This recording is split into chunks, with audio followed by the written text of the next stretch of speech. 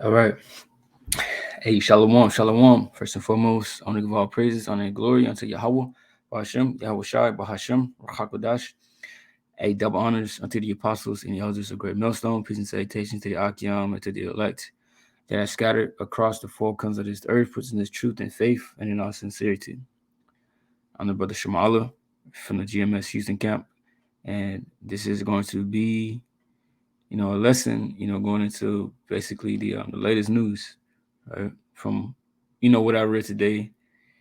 Um, I like to go to this site right here, endtimesheadline.org, right, and read up on some of the articles that has been posted, and I try to catch up what I can't catch that what I can't catch that's current. All right, so you know today I was just doing a little catching up, and it says from the title, right, it had caught my eye, and that's why I want to read it. All right. Because the title reads, it says some preppers believe that the upcoming 2024 election could cause society to collapse. All right, and this thing is going to happen. All right, sooner or later. All right, we've been teaching this. Okay, the prophets are from the apostles and the elders on down.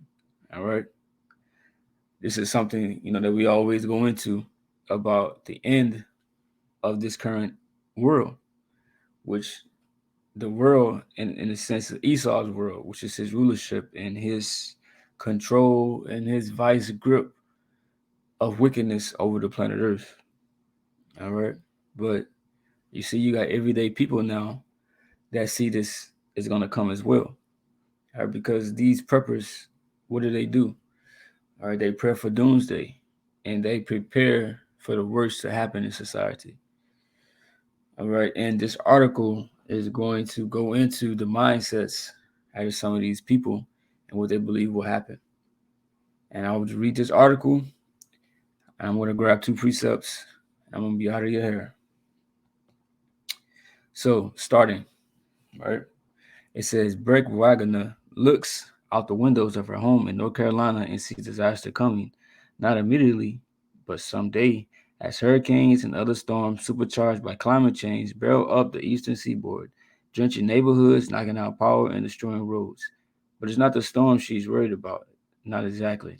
Instead, she worries that an incompetent federal government run by someone like current Republican frontrunner and former President Donald Trump will botch the humanitarian response to a predictable disaster. And that's something that Apostle Tahar, always going to mentioning Donald Trump, right? That basically that this guy is Nero, right? Nero back, right, in the reincarnation as Donald Trump, and that he's basically going to be the downfall of this place, right? Which it's a belief, right? It's not something that just it got to happen, or it's just a belief, right? That that this is going to be the guy that do this thing, all right? And you have some of these people, right, that acknowledge that as well, okay? But it says she's one of the growing number of people on both sides of the political divide who are preparing for the possibility of a disastrous collapse of the society after the 2024 election. It says Wagner at 39 represents a relatively small but growing segment of Americans who consider themselves preppers, people prepared to survive without government assistance during disasters. Those disasters could encompass anything from a major storm to widespread looting sparked by election anger. All right, so it says people prepared to survive without the government. All right, so you got people in the mindset of basically being independent and not basically focusing on what the government, the president, or any of them is talking about. Okay, because like I said, you got people that are prepping for these moments.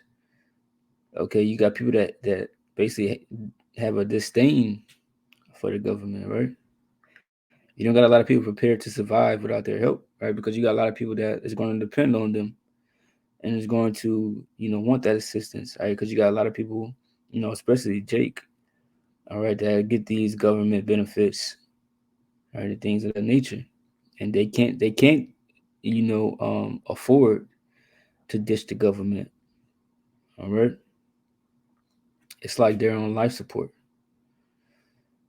Okay, it says those disasters could encompass anything from a major storm to widespread looting sparked by election anger. And once these people actually start rioting, right, they're not going to care about the government.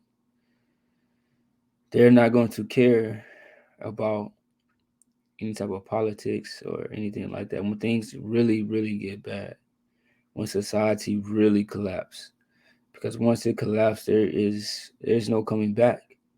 There is no healing.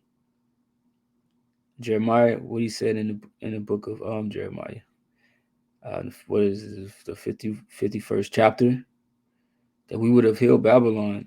She is not healed. Take balm for her pain. There is nothing that can heal this place from what is coming, because it is written. Right, it is divinely inspired. Right, it will be divinely orchestrated, and nobody can stop the Most High from doing this.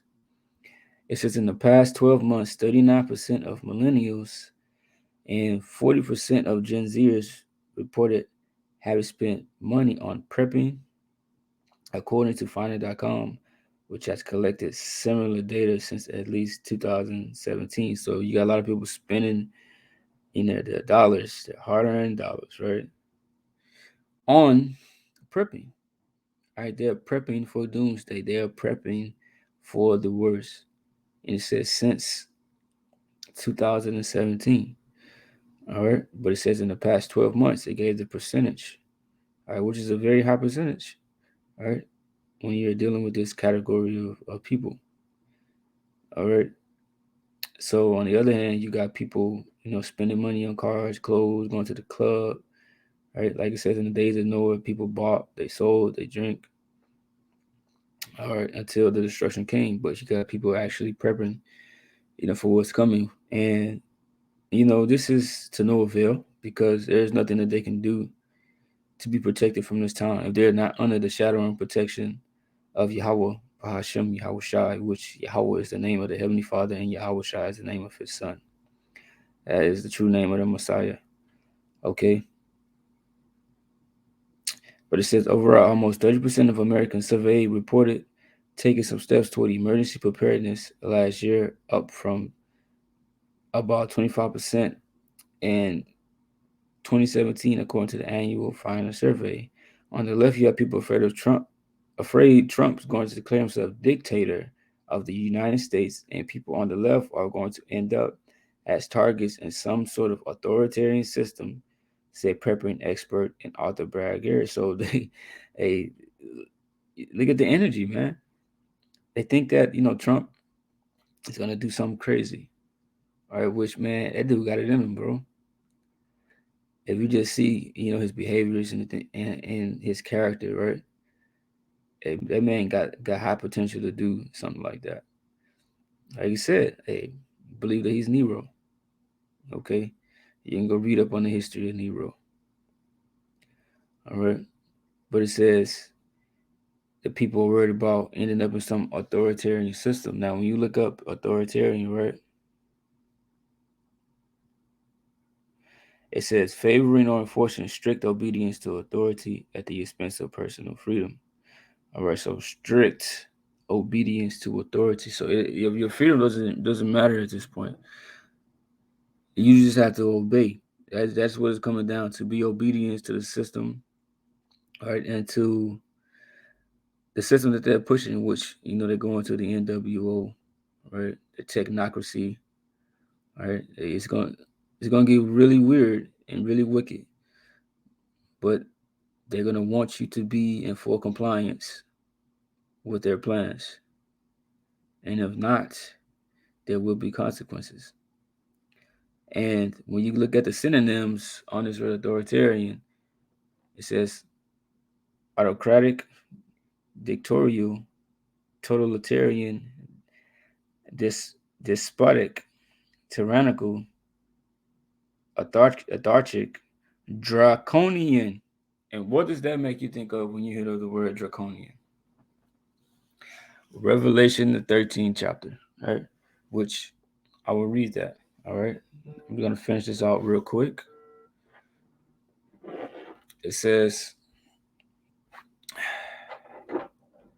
on the right is general malaise and fear of society unraveling. They point to these smash and grab robberies, riots, and protests. So, people's mind is in a state of some shit is about to happen, regardless. All right.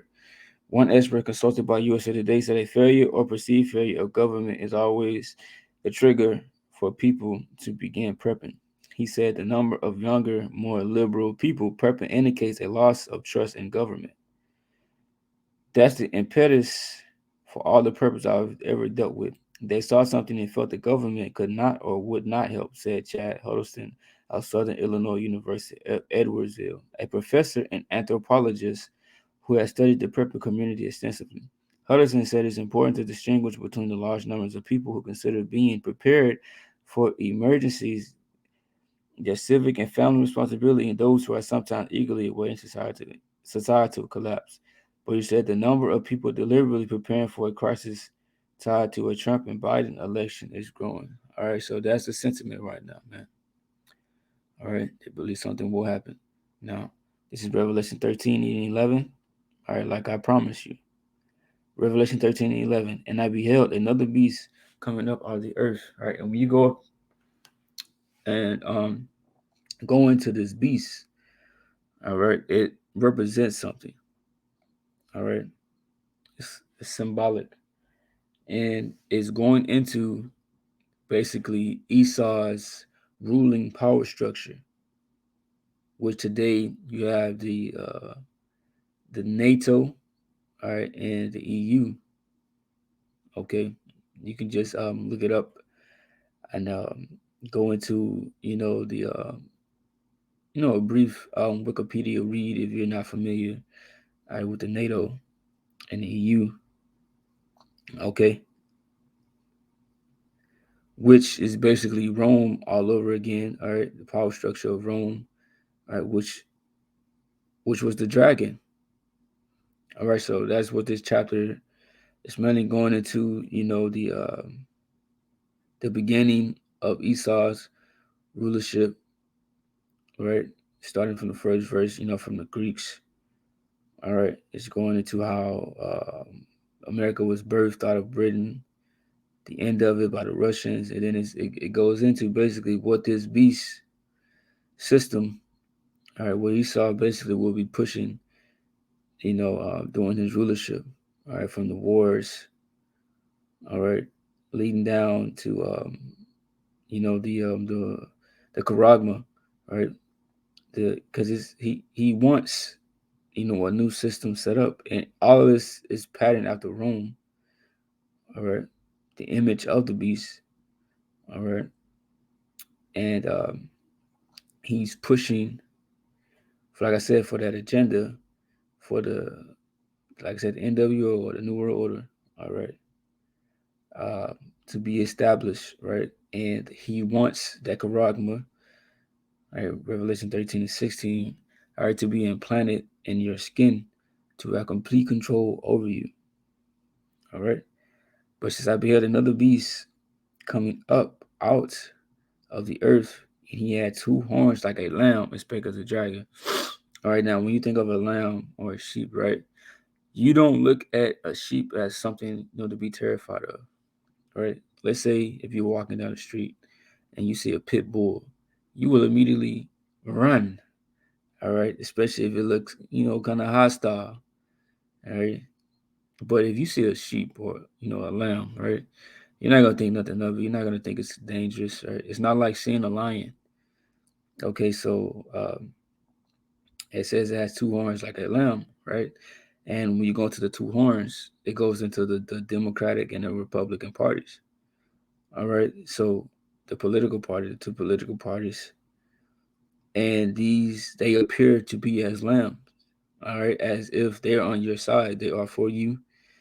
They want the best, right? They got your best interest in their hearts. Okay.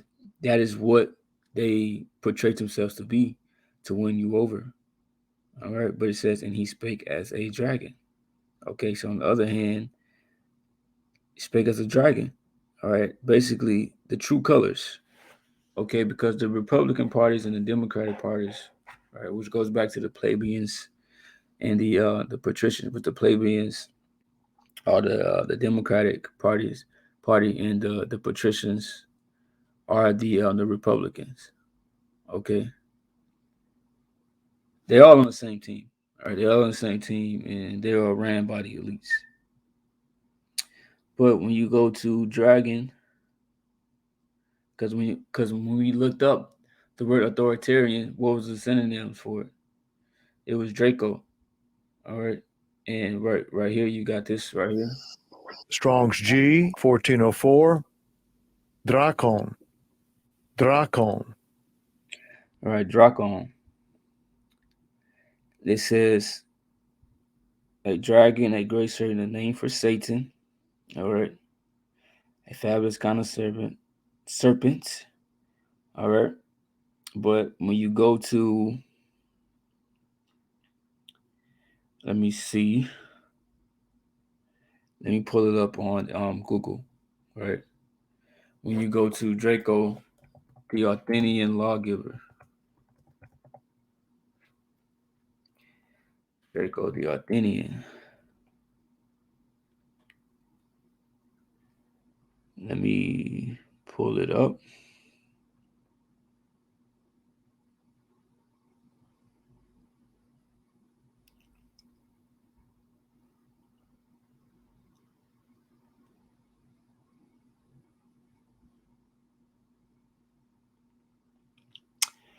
This is him though, Draco the lawgiver, right? He was known basically for his for the laws, the type of laws that he was passing. They was like grievous shit. All right, they were strict. You couldn't. It just felt like damn, bro, like how hard that he was coming down. With the laws. Like basically just hey, you follow this or you fucking die. All right, I'm trying to find it and see if I can go in here and find out where it is.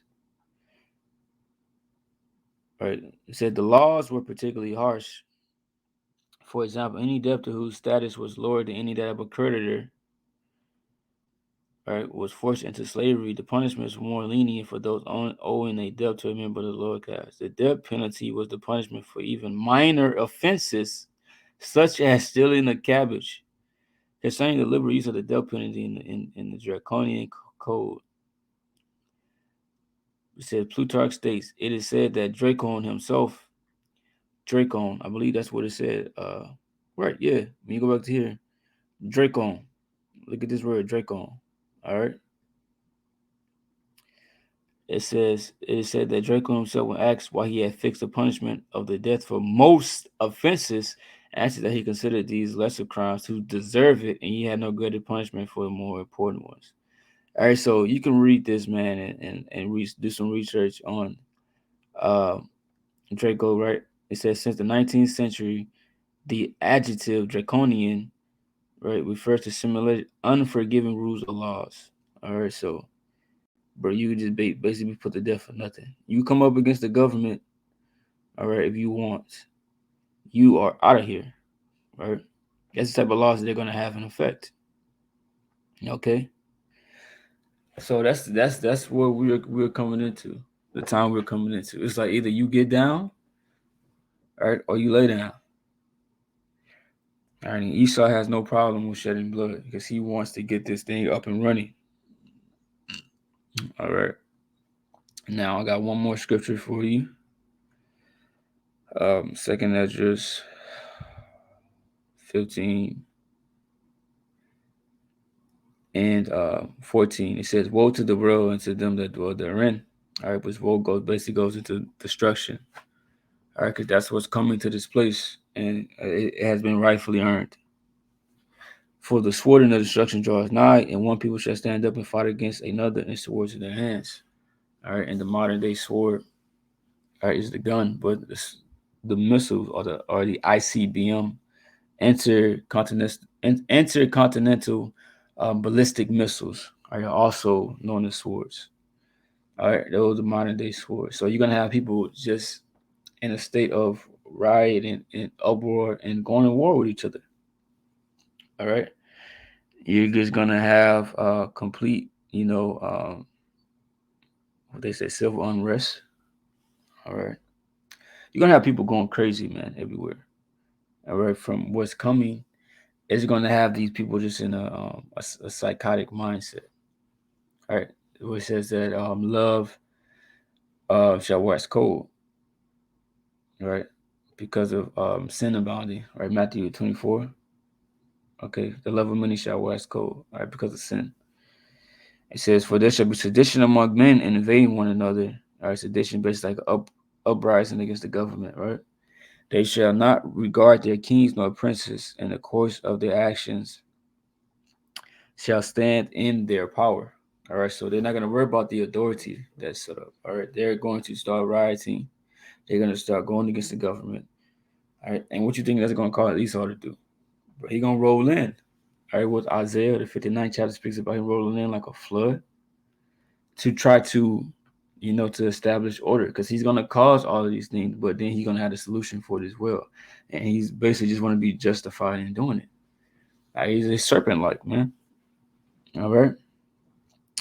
And it says a man shall desire to go to a city and shall not be able, right? Because you ain't gonna be able to move around how you want to be, how you want to move around. They're already trying to establish 15-minute cities. All right, most places in Houston, right, that I go to and drive to are over 15 minutes. All right, so the man is trying to keep you in a box. And what are you? Who like? What you gonna say? All right, you're not gonna be able to do anything about this. All right, this whole system is gonna be set up and geared towards this man's plans, what he wants. All right, a system ran by AI, artificial intelligence. All right. For because of their pride, the city shall be troubled, the houses shall be destroyed, and men shall be afraid. A man shall have no pity upon his neighbor, but shall destroy their houses with the sword and spoil their goods because of the lack of bread and for great tribulation. So, like I said, for the love of many shall wax cold, right? Nobody gonna people ain't is not gonna have pity, right, upon the people that they live next to or the people that they know. All right, it's just gonna be basically every man for themselves, trying to provide for their families, killing one another. All right, just taking food and robbing, trying to survive. All right, but the Lord's gonna protect His. All right, He's gonna cover the elect. All right, they're gonna eat, like He said, like the Scripture said. All right, so the elect is not gonna get caught up in rioting and out here trying to rob people and kill them. Right, the Lord is going to have His and protect His. So that's the lesson. I'll just edifying with that. I'm saying, Shalom.